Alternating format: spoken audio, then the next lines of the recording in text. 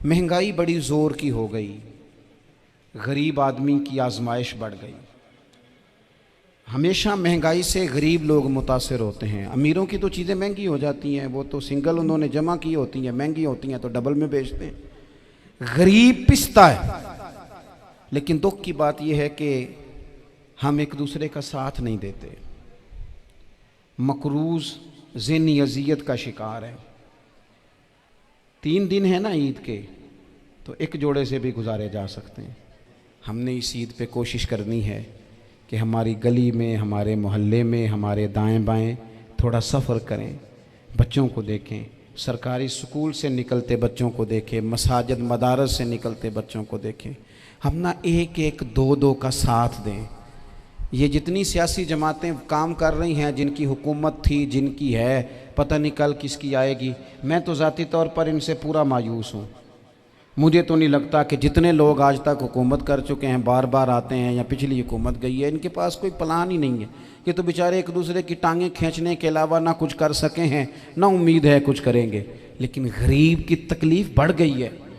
मेरे पास 20 लोग आते हैं, आते तो वो दुआ का कहने हैं, आते तो सिर्फ ये बताने हैं कि इस मुश्किल में हूँ, दुआ करना। लेकिन दोस्तों, लोगों की बातें सुन के बड़ी तकलीफ़ होती है। हम क्या किसी की मदद कर सकते हैं? हमारे लिए तो मदारस चलाने मुश्किल हैं, लेकिन लोग अज़ियत का शिकार हैं।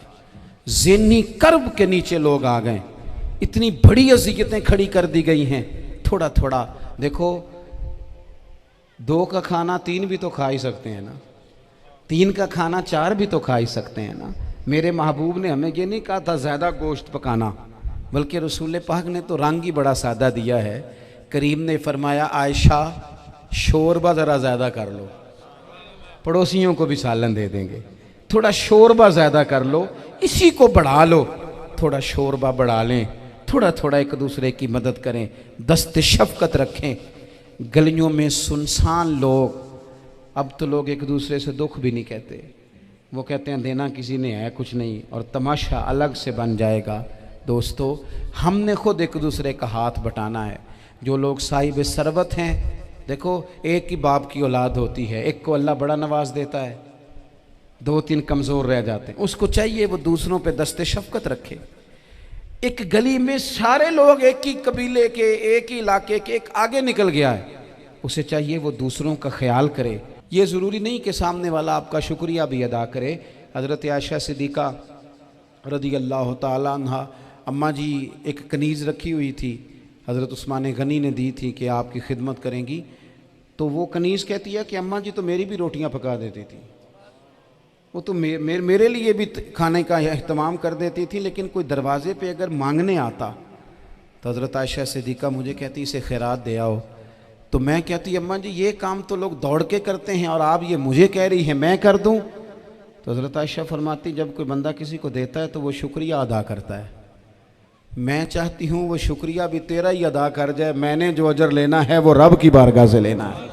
तो हमारे यहाँ कुछ लोग समझते हैं कि सखावत सिर्फ रमज़ान में ही करनी है, और रमज़ान में सवाब ज़्यादा है, वरना राशन वंडन वाले लोग को ईदों बाद भी भूख लग दीजिए, ईद के बाद भी उसी तरह ही गरीब के साथ पेट होता है, लेकिन तवज्जो नहीं। इल्म का लुग़वी माना जानने के होते हैं। इल्म हासिल किया जाता है किसी चीज़ की मारिफत को हासिल करने के लिए। जब हम कोई इल्म हासिल करते हैं तो हम ये चाहते हैं कि हमें उस चीज़ के नफ़ा और नुकसान का पता चल जाए।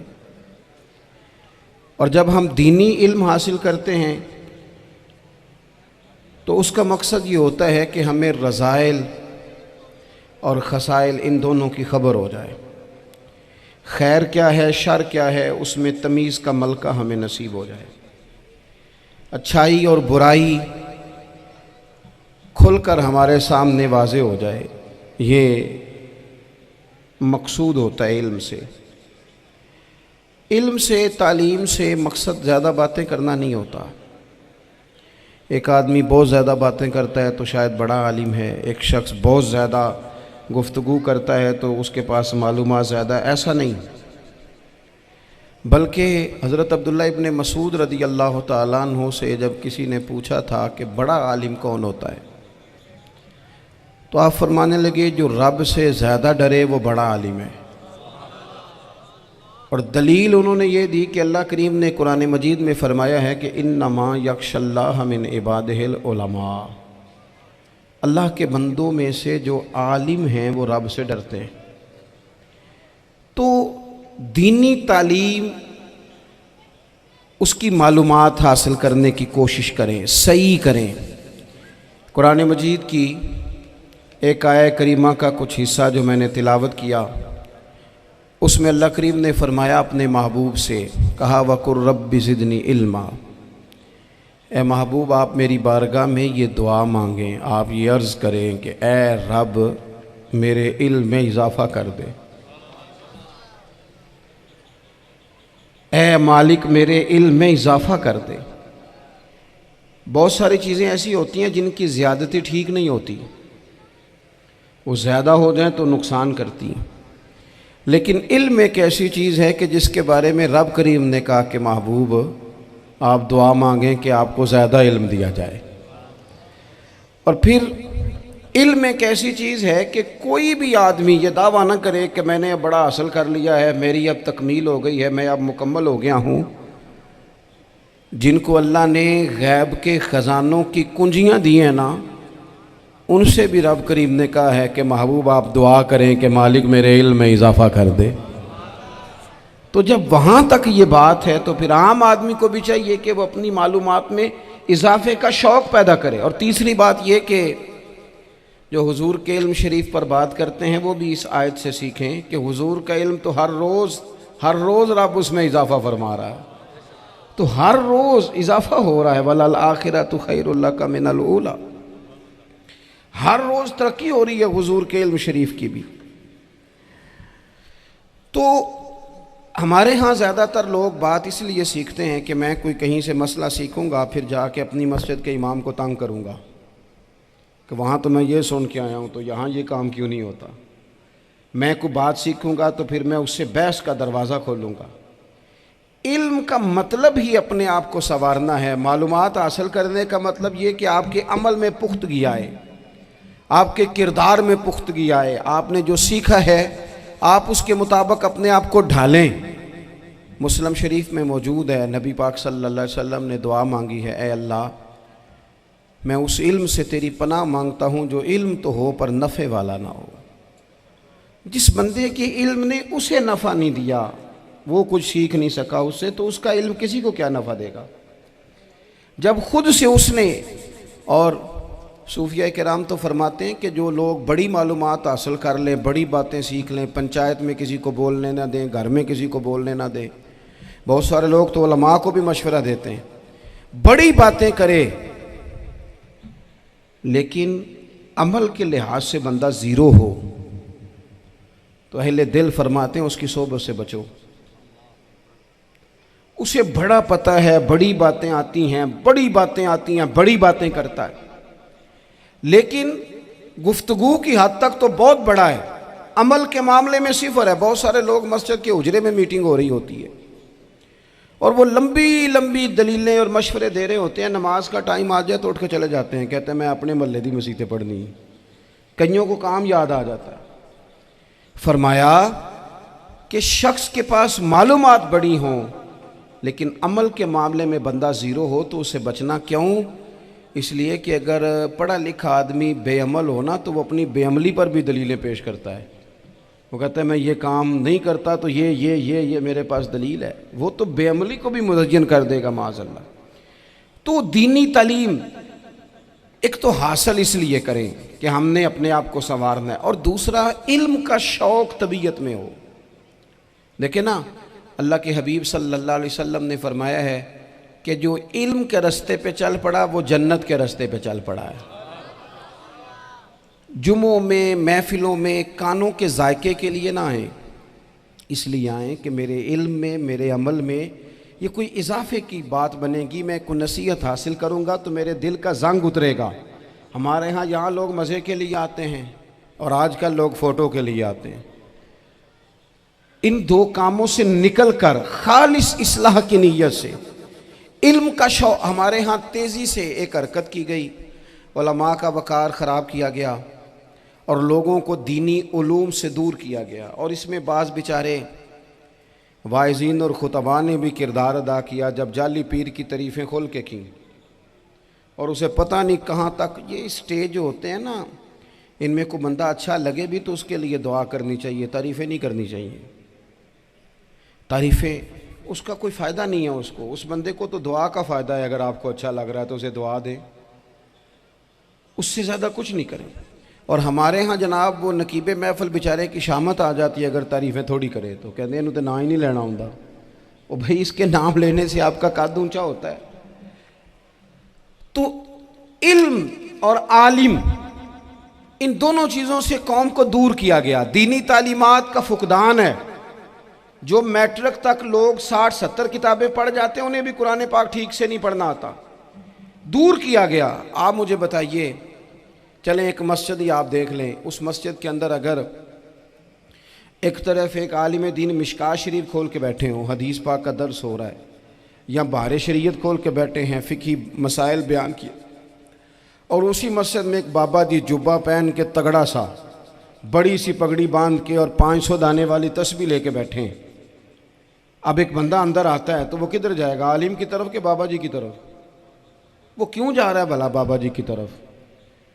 वो इसलिए कि हमने उसे ये बताया ही नहीं कि जिस तरह सुभान अल्लाह सुभान अल्लाह सुभान अल्लाह पढ़ना इबादत है ना, इसी तरह दाराबा दाराबा पढ़ना भी इबादत है।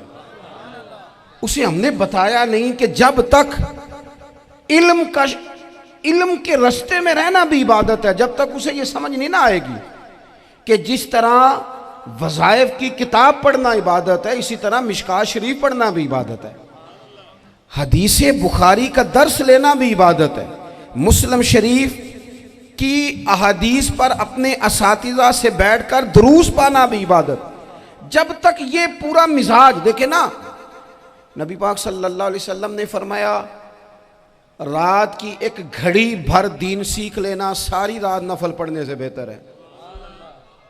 अब हमें समझना चाहिए कि किताब पढ़ के भी बंदा रब रसूल तक पहुंच सकता है। किताब व सुन्नत रास्ता आसान करते हैं, लेकिन हमारे यहाँ क्या मिजाज दिया गया है, बाबा जी के पास चलो, ज़रूर जाएं बाबा जी अगर नेक हैं तो, मना कोई नहीं कर रहा, लेकिन जो सोच हमें हुजूर ने दी है हमने उसी की सोच के मुताबिक अपने मामलात को तरतीब देना है ना। अब एक बात मैंने आपसे पूछी और आपने कहा कौम सारी बाबा जी की तरफ जाएगी। हदीस पाक किस तरह है, अल्लाह के महबूब मस्जिद शरीफ में तशरीफ़ लाए, दोनों जानिब लोगों के हलके बने हुए हैं, लोग बैठे हुए हैं, एक हलके में लोग अल्लाह की याद कर रहे हैं, जिक्र हो रहा है, एक हलके में बैठ के एक आलिम किताब व सुन्नत का दर्स दे रहे हैं, एक सहाबी और बाकी सुन रहे हैं।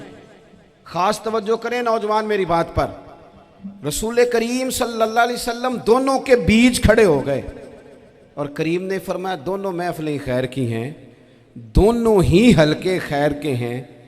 और फिर हुजूर फरमाने लगे मुझे चूँकि रब ने उस्ताद बना के भेजा है, मैं चूँकि मुअल्लिम बन के आया हूँ, यतलु अलैकुम आयातिना व युज़क्कीकुम, मैं चूँकि किताब व सुन्नत की तालीम के लिए आया हूँ।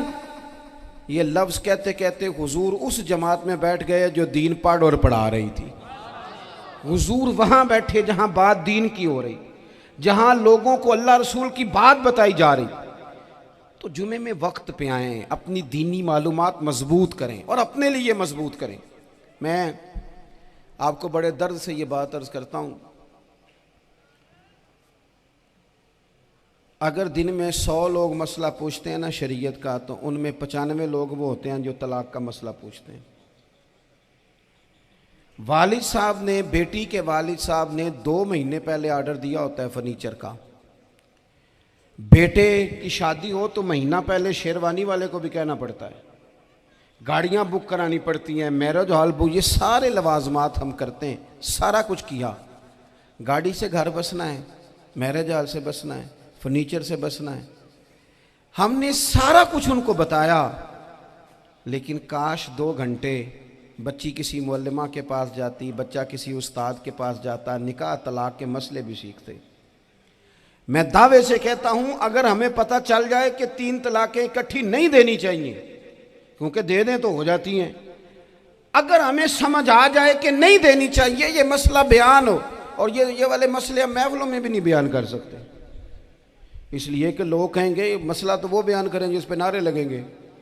आप कौम को ये क्या बता रहे हैं, ये तो छोटा आलिम बताता है माज़अल्लाह इस तरह की बातें, तो बड़ी बड़ी को नुक्ते की बात बताएं। वो जिस तरह हमारे यहाँ वो 1 घंटा पहले नहीं कहते तगड़े हो जो मैं जुमला देने लगा, वो पता नहीं जुमला आ रहा है कि एटम बम आ रहा है, तैयार हो जाओ, जो मेरा जुमला ज़ाया ना करना, इधर भाग के चला गया उधर भाग के आ जाओ, अल्लाह जाने। वो जिस तरह कभी लगता है ना पटारी से अल्लाह जाने क्या निकलेगा, मैं जुमला देने लगा हूँ। तो मैं कहता हूँ तू आराम से बैठ के भी जुमला दे दे, तेरे जुमले से क्या निकलेगा। और तू जुमला ना दे, हमें कोई आयत दे, तू जुमला छोड़ हमें कोई हदीस पाक सुना। यानी हर नकीब, हर खतीब, हर नात खा उठ के कहता है सारा कुरान ही हुजूर की तारीफ है। और भाई अगर सारा कुरान हुजूर की तारीफ है तो चंद आयतें पढ़ दे फिर तू भी। तूने पढ़ी तो एक भी नहीं और तू कहता जा रहा है सारा कुरान ही हुजूर की तारीफ है। ये वाली तारीफ भी तो सुनाना कौम को, जो ये बच्चे इनके उस्ताद इन्हें सिखा रहे हैं और ये सीख रहे हैं, इस तरफ भी तो सफ़र करें। तो मेरे अजीज, अगर लोगों को मसाइल का पता चले तो सैकड़ों घर बच जाएं तबाह होने से, बड़े बड़े घर बच जाएं, लेकिन मसाइल नहीं आते। मेरे पास मसला पूछने के लिए कुछ लोग आ गए तो 4-5 साल का बच्चा भी था जिसके वालिद ने गुस्से में अपनी बीवी को 3 तलाकें दी थी। तो छोटा सा बच्चा, कपड़े भी फटे पुराने, और हालत बता रही थी कि गरीबी है। तो जब मैंने मसला बताया कि 3 तलाकें हो गई हैं तो वापस जाने लगे, तो बच्चा मुझसे कहता है, देहाती आदमी, तो कहने लगा मौलवी साहब मेरी अम्मा ते नानी कहनी असन पूछ के आई आप कि हुण असीं लहदा ही रहना है। तो उस बच्चे की नौनिहाल की वो कैफियत देखी तो मैं रो पड़ा। मैंने कहा यार ये बच्चा बेचारा माँ बाप के होते हुए ये यतीमों जैसी ज़िंदगी गुजारेगा क्योंकि बाप ने तलाक दे दी। किस तरह मसाइल नहीं बताए लोगों को, तालीम से आगाही नहीं किया। और इसमें बहुत बड़ा जुल्म है उन लोगों का भी जो जनाजे पे खड़े होके तो कह देते हैं, मेरी तरह के लोग अच्छे उलमा की बात नहीं करता, वो कह देते हैं देखो जिन लोगों को जनाजा नहीं आता, भाई आपने किस दिन इशा के बाद क्लास लगाई थी जनाजा सिखाने की? ये तो आपने कह दिया लोगों को कुरान जी ठीक नहीं आता। तो यहाँ तो बेचारी बीबियाँ जिनको सही पढ़ना नहीं आता वो मिशन बना लेती हैं कि मैंने इतने 100 को कुरान पाक पढ़ाना है, बेवा हो गई हूँ, तलाक याफ्ता हो गई हूँ, सारी ज़िंदगी कुरान पढ़ाऊँगी। हम क्यों ये मिशन नहीं बनाते, क्यों इस तरफ सफ़र नहीं करते? एक तो दीनी मालूमात में, दीनी उलूम में अपने आप को लगाएं और ज़ौक़ पैदा करें कि जो चीज़ें मुझे नहीं आती मैंने वो सीखनी है, जो मामलात मुझे नहीं आते मैंने उनकी तरफ सफ़र करना है। एक तो अपना ये मिजाज बनाएं। और जब आप दीनी उलूम सीखते हैं तो पता है कौन सा मंज़र कायम होता है? मंज़र वो बनता है कि हज़रत अबू हुरैरा भी दीन सीखा करते थे, हज़रत अब्दुल्ला इब्ने उमर भी असहाबे सुफ़ा में रहा करते थे, हज़रत अनस बिन मालिक भी रहा करते थे। और ऐसा मंज़र बनता है कि हज़रत सैयदा खतीजतुल कुबरा रज़ी अल्लाह तआला अन्हा फरमाती हैं, सैयदा फ़ातिमा हुजूर की गोद में बैठी होती थी और नबी पाक से बातें पूछती थी और हुजूर उन्हें बता रहे होते थे। सैयदा आयशा हुजूर से दीन की बातें पूछती। चौथा हिस्सा हमारी फ़िक़्ह के उसूल हज़रत फ़ातिमा की, हज़रत आयशा सिद्दीक़ा की मरवियात पर मबनी है। अगर हमारी बच्चियां छोड़ दें डाइजेस्ट पढ़ना, छोड़ दें इधर उधर की मूवी देखना और वो किताबों सुन्नत पर आ जाएं, तो बहुत सारे मसाइल ऐसे हैं जो उलझने से पहले ही सुलझे हुए हों। दीनी तालीम का मिजाज और ज़ौक़। और दूसरी आयत करीमा मैंने तिलावत की, अल्लाह करीम ने कुरान मजीद में फरमाया, या अय्युहल्लज़ीना आमनू कू अनफुसकुम व अहलीकुम नारा, ऐ ईमान वालों खुद भी दोज़ख की आग से बचो और अपने घर वालों को भी बचाओ। ओ वालिद, वो माँ जो बच्चों को भूख से बचाने के लिए मेहनत करती है, उनको मायूसी से बहुत सारे माँ बाप ऐसे होते हैं जिनके पास कपड़े लेने के पैसे नहीं होते ईद पे। क्यों? अजान शुरू होगी जी। अजीज़ भाई, जिस तरह हम अपने बच्चों को देखें, बहुत सारे माँ बाप के पास गुंजाइश नहीं होती, लेकिन इस नीयत से कि बच्चों के दिल टूट जाएंगे, ईद पे कैसे गुजारा करेंगे, मुश्किल से भी कपड़े ख़रीद के देते। इस तरह हम अपने बच्चों को भूख से, प्यास से, मायूसी से बचाते हैं। इस तरह हमारे रब ने हमारे ज़िम्मे लगाया है कि तुम अपने बच्चों को कोशिश करो दोज़ख की आग से बचाने की। हज़रत उमर फ़ारूक रज़ी अल्लाह तआला अन्हु ने अर्ज़ किया था, या रसूल अल्लाह सल्लल्लाहु तआला अलैहि वसल्लम, इस आया करीमा का माना क्या है? तो महबूब करीम अलैहिस्सलाम ने फरमाया, उमर, जिन चीज़ों का अल्लाह तुम्हें हुक्म देता है, तुम अपने घर वालों को उन चीज़ों का हुक्म दो। जिन चीज़ों से रब रसूल तुम्हें मना करते हैं, अपने घर वालों को उनसे रोको। अपने घर के अंदर निफाज दीन करने की कोशिश करो। मेरे भाई, बहुत ज़्यादा आजमाइश है हमारे घरों में, बेचैनियाँ हैं, इस्तराब है, बच्चों में सख्ती है, बहन भाई एक दूसरे के साथ लड़ते हैं, मिजाजों में तलखी आ गई। क्यों भला? इसलिए कि माँ बाप को जो बेहतरीन किरदार और जो हसीन तरीका घर में अपनाना चाहिए था, बच्चे तकरीर बाहर से सुनते हैं लेकिन वो फॉलो अपने माँ बाप को करते हैं। अगर माँ बाप में हौसला हो, सब्र हो, इत्मीनान हो, खुददारी हो, थोड़े पर गुजारा करने का मिजाज हो। देखे ना, आज डिप्रेशन है, टेंशन है, पैनिक्स अटैक्स हैं, बड़ी सारी चीज़ें आ गई हैं। क्यों भला? सब्र नहीं, तहम्मुल नहीं, बुर्दबारी नहीं। आजमाए। एक दिन एक बच्चा मेरे पास आ गया मदरसे का और आके वो रोने लगा। मेरे घर वाले कहने लगे खाना छोड़ दें, पहले इसकी बात सुन ले। मैंने कहा पुत्र क्या हुआ, किसी ने मारा है किसी उस्ताद ने? कहने लगे नहीं हजरत, घर फ़ोन किया था तो मेरी अम्मा और अब्बा की लड़ाई हो रही है।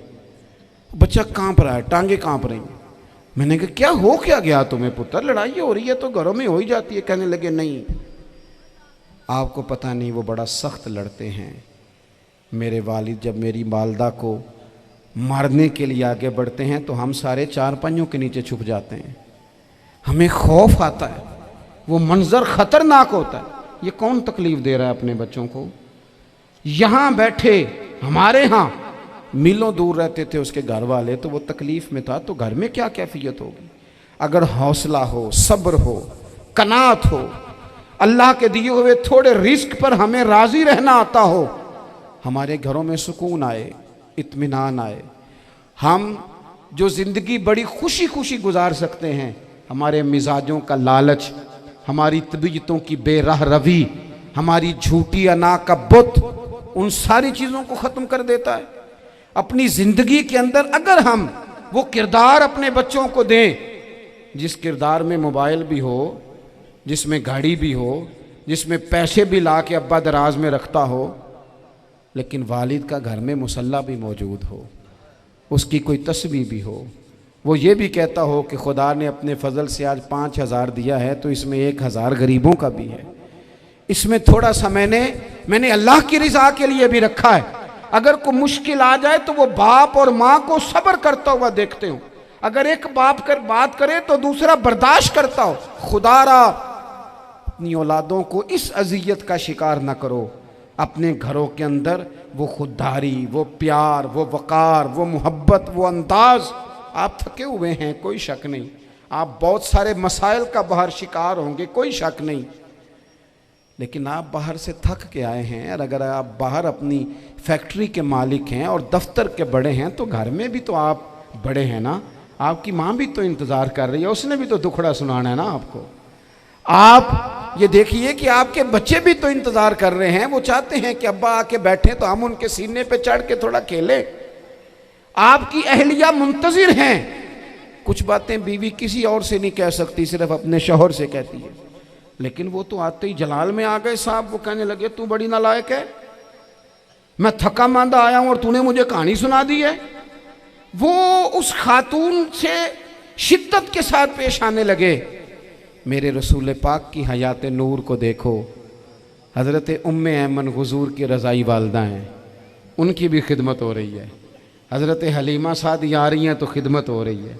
हज़रत अब्बास हुज़ूर के चचा हैं तो करीम फरमाते हैं मेरे चचा हैं बाप की जगह पे। हुज़ूर दोस्त अहबाब सहाबा ग़ुलामों सब के साथ प्यार कर रहे हैं। 9 अज़वाजे मुतहरात हैं घर के अंदर। और कैफियत ये है कि हुज़ूर सिर्फ उनकी ज़रूरतों का ही ख्याल नहीं करते, ख्वाहिशात का ही ख्याल नहीं करते, बल्कि मेरे करीम का तरीका ये है कि कोई बंदा आज बोल क्या रहा है, वो कहाँ खड़ा है, आज उसके जुमले किस तरह के हैं, उसका लहजा किस तरह का हो गया है और उसे ठीक कैसे करना है। महबूब इसका ख्याल फरमाते, तवज्जो करते। मैं कहता हूँ कि हम सबको शौक़ आया है आराम करने का। मैं सुबह 11 बजे से पहले अपने घर से निकल आया था और ये वक्त आ गया है और रात को खुदा जाने किस वक्त घर पहुंचना है। कई दफ़ा कैफियत ये होती है कि गाड़ी से उतरते हैं तो फिर दिल करता है कि कोई उठा के चलाए ना कभी। इसके बावजूद बहुत सारे लोग नाराज़ रहते हैं कि हमसे मिल के नहीं गए, फ़ोटो नहीं खिंचवा के गए, फलानी जगह चाय नहीं पी के गए। ये तसलसल है। लेकिन मैं जितना मर्जी थका मांदा घर जाऊंगा ना, कभी ऐसा नहीं हुआ कि मैं घर जाऊं तो बड़ी टेंशन में जाऊं। मेरी घर वाली एक दिन मुझसे कहने लगी, आपने कभी नहीं कहा कि मैं थका हुआ आया। बंदा थक भी तो जाता ही है ना, कभी कहाँ करे ना। मैंने उसे कहा पता क्यों नहीं कहता? इसलिए नहीं कहता कि मैं नहीं चाहता कि मेरे बच्चे ये कहें कि हमने दीन नहीं पढ़ना, हमारा बाप तो बड़ी मुश्किल में है। हम अपने काम के बारे में अपने घर में शिकवे करते हैं। आप किसी बच्चे से पूछ लें कौन सा काम करना है, कहता जो अब्बा जी कर दे रहे हैं वो नहीं करना। क्यों? कि अब्बा जी हर रोज़ तो कहते हैं मैं बड़ा उलझ गया हूँ, ये काम बड़ा मुश्किल है।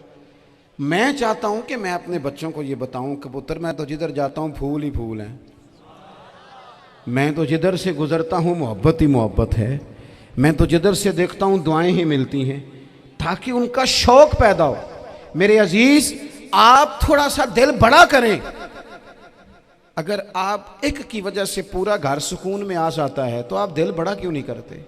जगह ढूंढते हैं बस मुझे कोई तंग ना करे, कोई मेरी बाप माँ बदौलत को कोई परेशान ना करे। बुखारी शरीफ सुनिए, हज़रत आयशा सिद्दीक़ा रज़ी अल्लाह ताला अन्हा बैठी हैं। हुजूर फरमाने लगे, आयशा आज एक बात ना बताऊं तुम्हें? या रसूलल्लाह बताइए। हुजूर फरमाने लगे, जब तुम मुझसे नाराज़ होती हो तब भी मुझे पता चल जाता है, और जब राज़ी होती हो फिर भी पता चल जाता है। तो हज़रत सैयदा आयशा सिद्दीक़ा बात सुन के बड़ी खुश हुई। या रसूलल्लाह वो कैसे? हुजूर फरमाने लगे, कभी कभी तुम कसम उठाती हो।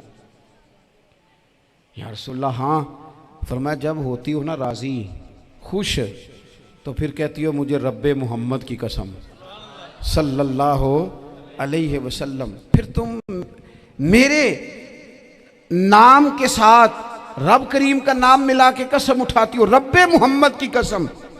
या रसूलल्लाह बिल्कुल ऐसे ही है। और फरमाया जब तुम्हारे दिल में कोई बात होती है ना, तो फिर तुम कहती हो मुझे रब्बे इब्राहीम अलैहिस्सलाम की कसम, फिर तुम रब्बे मोहम्मद नहीं कहती। ये बुखारी मुस्लिम में मौजूद है। हज़रत आयशा सिद्दीक़ा ने तो बात सुनी तो खिल गई तबीयत, कहने लगी करीम सदके जाऊँ, यहाँ तक ख्याल फरमाते हो? किसके जुमले कहाँ पहुँच गए, यहाँ तक ख्याल है? फरमाया मुझे पता चल जाता है कि तुम्हारी कैफियत क्या है, कहाँ खड़ी हो।